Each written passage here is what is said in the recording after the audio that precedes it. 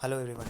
आज की इस वीडियो में हम लोग बात करेंगे the right way to do online study, यानी कि ऑनलाइन प्रिपरेशन, ऑनलाइन पढ़ाई करने का क्या सही तरीका होता है। आप में से ज़्यादातर लोग जो है वो अब प्रिपरेशन जो है वो ऑफलाइन कोचिंग से नहीं बल्कि ऑनलाइन तरीके से ही करते होंगे। और अब पैंडेमिक की वजह से ज़्यादातर ऐसे लोग जो पहले ऑफलाइन प्रिपरेशन किया करते थे वो भी अब ऑनलाइन मोड में आ गए होंगे। लेकिन ज़्यादातर लोगों को क्या है कि ऑनलाइन प्रिपरेशन करने का सही तरीका नहीं मालूम होता है, जिसकी वजह से वो या तो अपना सिलेक्शन मिस कर जाते हैं या फिर उनको बहुत ज़्यादा टाइम और एनर्जी ज़रूरत से ज़्यादा लगाना पड़ता है। तो सबसे पहले हम लोग बात करते हैं कि आपको क्या नहीं करना, किस तरह से नहीं करना। देखिए, ज़्यादातर स्टूडेंट्स इसी मिस्टेक को करते हैं और मैं उस मिस्टेक के बारे में आपको बताता हूँ। कि मान लीजिए कोई एक एग्जांपल लेता हूँ मैं स्टूडेंट का। एक स्टूडेंट मान लेते हैं जो कि एसएससी सीएचएसएल और आरआरबी एनटीपीसी दोनों एग्जाम्स का प्रिपरेशन कर रहा है, ठीक है। तो वो स्टूडेंट्स उस तरह के लोग क्या करते हैं कि एक वो क्लास लगाएंगे आरआरबी एनटीपीसी का, जिसमें कि एनटीपीसी का पूरा सिलेबस कवर करवा रहा होगा, और एक लगाएंगे जिसमें कि सीएचएसएल का करवा रहा होगा। अब क्या करते हैं कि यूट्यूब चैनल वाले का भी इसमें गलती है, और उसमें गलती क्या है, उसको व्यूज़ चाहिए, आप लोग व्यूज़ दे रहे हो बेवकूफ़ों की तरह। तो उसमें उसका क्या गलती है? उसमें क्या करता है कि वो सेम चीज़ पढ़ाएगा। क्योंकि देखिए, अगर कोई एक बच्चा कंपाउंड इंटरेस्ट पढ़ना चाहता है तो वो एसएससी सीएचएसएल के लिए पढ़े या आरआरबी एनटीपीसी के लिए पढ़े, कॉन्सेप्ट्स तो सेम ही होते हैं। क्वेश्चंस में थोड़ा बहुत पैटर्न का अंतर हो सकता है, लेकिन जो कॉन्सेप्ट होता है कंपाउंड इंटरेस्ट का वो नहीं बदलता। आप आरआरबी एनटीपीसी के लिए पढ़िए, सीएचएसएल के लिए पढ़िए या सीजीएल के लिए पढ़िए। तो इसीलिए क्या कर ज़्यादातर बच्चे जो करते हैं कि अलग अलग क्लासेस लगाएंगे, ठीक है। जैसे कि दो दो घंटा वो एक टीचर से पढ़ेगा कोई दूसरा टॉपिक, और फिर 2 घंटा दूसरे से पढ़ेगा। इस तरह से कर करके क्या होगा कि दिन भर में वो 6 से 7 घंटा ऑनलाइन क्लासेस ही लगाता रह जाता है। और 7 घंटा अगर आप ऑनलाइन क्लासेस लगा लेते हो तो उसके बाद क्या है कि सेल्फ स्टडी का एनर्जी बहुत ही कम बचता है। थोड़ा सा आप प्रैक्टिस करते हैं और उसके बाद आपका एनर्जी खत्म हो जाता है। आपको भी अंदर से लगता है कि आज मैंने बहुत ज़्यादा मेहनत किया है, और आपको जो है लगता है कि इसके बाद अब मेहनत किया है मैंने तो मैं सिलेक्शन डिजर्व करता हूँ। लेकिन अपने आप से सवाल पूछिए कि क्या सिर्फ ऑनलाइन टीचर का वीडियोस देखते रहने से आपका सिलेक्शन हो जाएगा?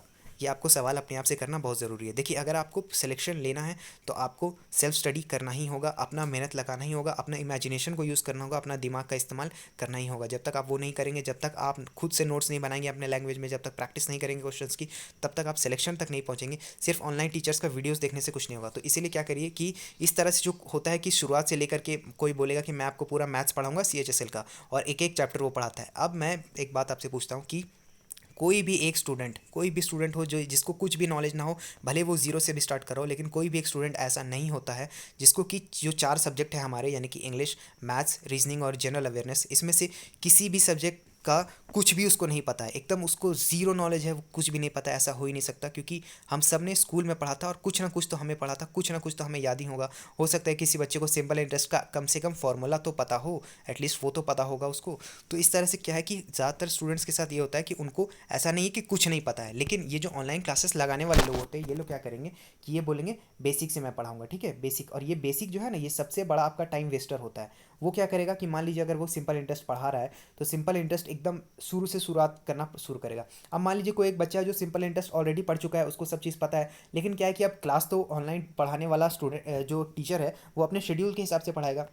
आपके हिसाब से वो पर्सनलाइज क्लासेस तो नहीं लगाएगा। तो इसमें क्या होगा कि बच्चा क्या सोचेगा कि मैं सिंपल इंटरेस्ट पढ़ रहा था तो मैंने तो ऑलरेडी इसको पढ़ लिया है, लेकिन क्या करता हूँ कि मैं सर का क्लास फिर से देख लेता हूँ। इससे क्या होगा कि मेरा तो रिवीजन हो जाएगा, मेरा टाइम का अच्छा यूज़ होगा, मेरा रिवीजन हो जाएगा। लेकिन एक बात बताइए, सिंपल इंटरेस्ट का अगर कोई बंदा रिवीजन करना चाहता है तो उसको आधा घंटा लगेगा, आधा से 1 घंटा लगेगा मैक्स टू मैक्स। लेकिन ये जो आपको क्लासेस करवाते हैं इसमें क्या होगा कि इसका सिंपल इंटरेस्ट का क्लास 3 से 4 घंटे का होगा या उससे कहीं ज़्यादा का क्लास होगा, ठीक।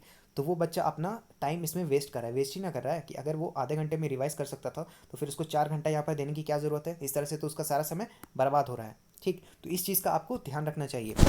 तो क्या है कि आपको इस तरह से क्लासेस नहीं करनी, ये बिल्कुल ही रॉन्ग तरीका है। तो फिर राइट तरीका क्या है वो मैं आपको बताता हूँ। तो देखिए, राइट तरीका क्या है कि सिर्फ और सिर्फ आपको सेल्फ स्टडी से सिलेक्शन मिलेगा। और सेल्फ स्टडी आपको कैसे करना है वो भी सुन लीजिए।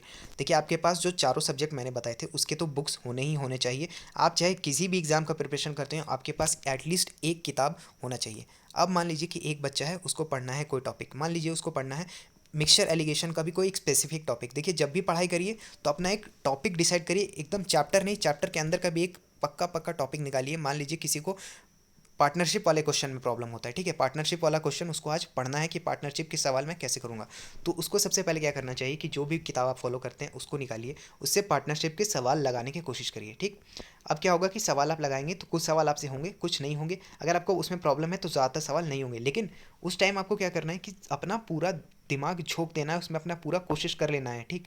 बिना आपको किसी ऑनलाइन लेक्चर, बिना किसी चीज़ के सहारा लिए हुए आपको सिर्फ और सिर्फ उस किताब का यूज़ करना है और अपने दिमाग का इस्तेमाल करना है। कहीं भी आपको पेन कॉपी से यूज़ करिए, कुछ भी करिए, लेकिन आपको ऑनलाइन लेक्चर नहीं देखना। पहले अपना पूरा दिमाग लगा लेना है कि पार्टनरशिप के मैं सवाल कैसे करूँगा, उसका सॉल्यूशंस, किताब के सॉल्यूशंस देख के आप समझने का कोशिश करिए। उसके बाद क्या होगा कि अगर आप समझ लेते हैं तो वेल एंड गुड है, आपका टाइम बच गया, आप ऑनलाइन लेक्चर लेने का जरूरत नहीं पड़ा। लेकिन 90% केसेस में आपको समझ में नहीं आएगा, लेकिन एटलीस्ट आपके ये प्रॉब्लम सॉल्व हो जाएगी कि कौन कौन सा स्पेसिफिक टॉपिक है जिसमें मैं फंस रहा हूँ और किस किस टाइप के सवाल में मैं फंस रहा हूँ, वो आपको समझ में आ जाएगा। और उसके बाद आप सर्च करिए कि पार्टनरशिप बाय XYZ सर, जो भी है, अगर आपको कोई फेवरेट टीचर है तो उस टीचर से पढ़िए, या फिर सीधा आप सर्च कर दिए कि पार्टनरशिप फॉर कम्पिटेटिव एग्जाम्स ऐसे करके, और फिर उसमें जो है आपका जो भी ऊपर का आपको लेक्चर मिलता है जिसका कि लेंथ थोड़ा कम हो, ठीक है। ये चीज़ का हमेशा ध्यान रखिए कि जो टीचर आपको कम टाइम में अच्छा कॉन्सेप्ट पढ़ा देता है वो ज़्यादा बेटर है, बजाय उसके कि जो बैठ के अपना रामायण सुनाएगा आपको। 2 घंटा का जो क्लास होगा उसमें से आपका 1 घंटा रामायण होगा और 1 ही घंटा वैल्यूएबल क्लास होगा, ठीक है। तो ऐसे टीचर से बच करके रहिएगा।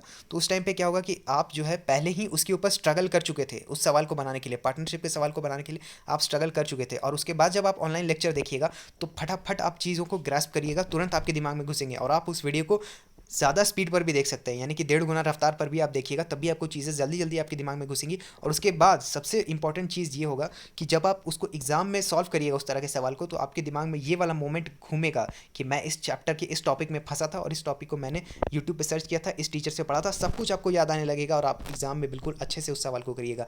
ये सबसे ज़्यादा इफेक्टिव होते हैं जनरल अवेयरनेस और इंग्लिश वाले टॉपिक्स में। मान लीजिए कि जनरल अवेयरनेस में किसी को इंडियन रिवर्स के बारे में पढ़ना है, ठीक है, रिवर्स वाले पार्ट में, तो रिवर्स वाले पार्ट में भी वो यही करेगा कि पहले अपना किताब उठाएगा, मान लीजिए वो लूसेंट का किताब लेता है, किताब उठाकर वो पूरा उसको पढ़ने का कोशिश करेगा और पूरा अच्छे से अपना पूरा बेस्ट एफर्ट देगा उसको समझने का। लेकिन अगर वो समझ नहीं पाता अपना बेस्ट एफर्ट देने के बाद, तब जाकर के उसको सर्च करना चाहिए Indian rivers by XYZ sir, या फिर सिर्फ इंडियन रिवर्स वो सर्च करेगा, इंडियन रिवर्स फॉर ये, ठीक। उस तरह से अगर वो सर्च करेगा और अब उसको उसके बाद जब इंडियन रिवर्स को वो ऑनलाइन लेक्चर से पढ़ेगा तो उसको क्या है पूरे अच्छी तरीके से चीज़ें समझ में आएंगी और याद भी रहेगा, ठीक।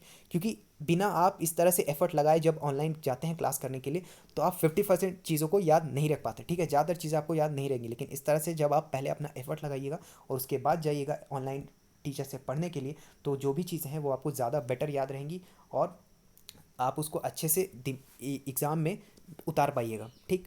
और इसके साथ साथ ये इंपॉर्टेंट बात भी है कि जब भी आप ऑनलाइन लेक्चर लें, ऑनलाइन टीचर से जब आप पढ़ें, उसका वीडियो चल रहा है, तो साथ में अपना कॉपी पेन रखिए और हमेशा शॉर्ट नोट्स बनाइए। शॉर्ट नोट्स बनाए बिना आप कभी भी पढ़ रहे हैं, बिना कॉपी पेन के आप कभी भी पढ़ रहे हैं तो बेकार है, बकवास है, वो सारा आपका वेस्ट में जा रहा है, ठीक। तो वो सब काम आपको नहीं करना।